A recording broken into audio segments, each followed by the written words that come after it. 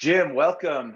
This is Rick with the Cybersecurity and IT Professional Podcast, where industry leaders share their insights. It is 6 questions in 9 minutes because hackers never sleep. So let's get to it. Question number 1, in a few sentences, tell us who you are and what you do. So my name is Jim West. I am the CIO and president of Triad. We're a company that does we basically solve complex national security problems is in a nutshell what we do. So we pretty much do all things cyber. Nice. I'm gonna start picking at that thread. When you say all things cyber, what does that mean?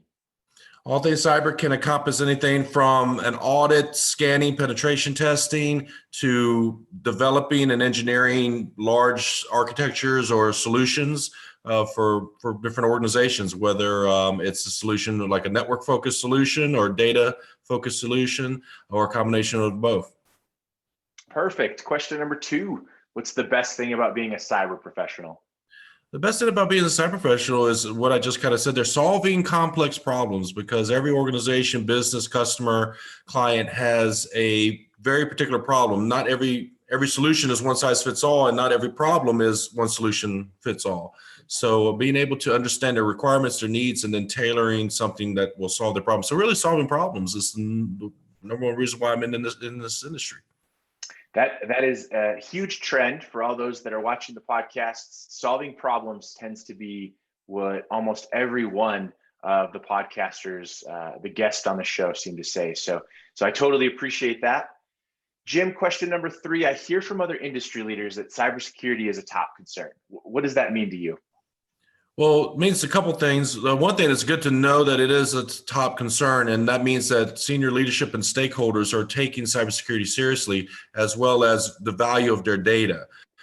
It's taken a long time for people to see beyond just the hard dollars, the things that can be quantifiable, to the things that are qualifiable, such as data breaches and the impact upon shares and the value of a company. So again, it's not a day or week goes by where we don't hear of a Fortune 500 company being a victim of a data breach or hack of some sort. So it does show that the senior leadership is finally taking it very seriously, which, not that they didn't take it seriously before, but it wasn't on the top of the agenda or the top priorities. Now you have executives going, how safe is our data? How safe is our clients and our customers and partners? And so that's good to finally see this.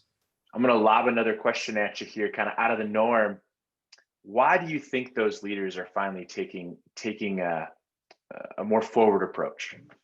Well, those leaders are taking a more forward approach because their jobs and livelihoods are largely depending on it, because they're the ones responsible for not only just the strategy and vision of the direction the company's going in, but as well as the current state of affairs, and stakeholders, the people that own the stock, the shareholders are holding these executives accountable. So no one wants to see their company on the front page of the news, and so again, they're being rightfully held accountable, as they should be, because again, it's not just about things that people focus on before. Data has become king in every business, no matter what sector it's in. Perfect. Thanks for that extra softball pitch for you. You can knock that one out a little bit further. Question number 4, what piece of insight do you want to share with other cyber experts? The biggest piece I wrote a security paper years ago that gets a lot of mileage in different organizations, but it was a paper that talked about the 9 security principles. And everyone in cybersecurity is familiar with the CIA Triad, the confidentiality, integrity, and availability, but there's actually 6 more security principles. And when people talk about gaps in a security program or policies, it usually falls into one of the other 6. And so I would encourage anyone that's a security professional to look up the 9 security principles. These are the actual bedrock of the National Security Agency, or the NSA's security engineering program. So these are very important to consider when you're reviewing or trying to identify your own gaps in your program. If you don't mind, could you tell me the 9 principles? Oh, of course. So you have the CIA, the confidentiality, integrity, availability. You have non-repudiation. You have authenticity, which we see non-repudiation, authenticity in like digital signatures, et cetera. So PKI gives us those. So people are familiar with those. Then we have, obviously we have utility, which is tied to denial of service attacks, which people are very familiar with those. So utility is that security principles focused on that. Then we have privacy, which privacy has become very important recently, given sector-based laws such as healthcare with HIPAA and GLBA and other things for the financial industry. So there's different laws that focus on privacy, at least in the U.S., and then overseas there's other laws that concern other regions. So after privacy, we have authorized use. And the last one, let me, I should know these all by heart because I wrote it wrong. I said possession. Oh, no, I did not say possession. You didn't say possession, yeah. I didn't. So possession. It's, the old saying is possession is 9/10 of the law. And when it comes to your data, that is very true. Probably the biggest possession data breach of all time is the most famous Ed Snowden, when he literally walked out of an NSA office with data. Of course, in one of the films, it kind of fictionalizes that he took it on a little disk drive on, Rubik's Cube. But the bottom line is there's a lot of data that can be, physically walked out, if not, transferred somewhere else. So knowing where your data is, how it's protected, where it's able to go, the flow of your data is very critical for a lot of organizations. That's very interesting. So question number 5, what other successful cyber professionals like yourself would you like to acknowledge that could be on the podcast? So I would say, off the top of my mind, Waylon Crush definitely is a wonderful personality, wonderful guy, very sharp. He's consulted and done great work for federal defense for years and years and years. So highly recommend Waylon Crush. I would also recommend Lisa Ventura. She actually won the Cybersecurity Awards Personality of the Year a couple years ago. She does great work out in the UK. And finally, it would be Kane McGladrey. Kane is, again, a very esteemed cybersecurity expert in the industry. So those would be 3 I would recommend. And they actually recently got awarded the Level 99 award for the topcyberpro.com awards. That's awesome. Good for them. Thank you for giving them a shout out. Last question, final question. What is your favorite piece of retro technology that just makes you smile?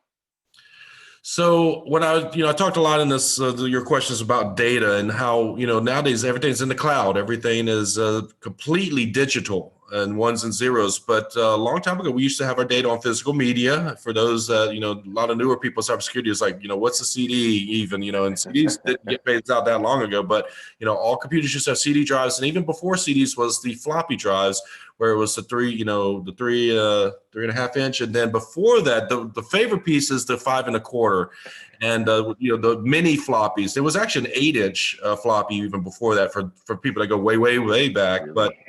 But the 5 1/4 inch is my favorite piece of retro because that's still an icon. Even, in some applications consider that still an icon and people really don't know what that is. But John, just to kind of, John Oliver had a special on last week tonight. He had the special about the nuclear program for the United States. And in that program, there was a bit of it where he was talking about how antiquated those systems were.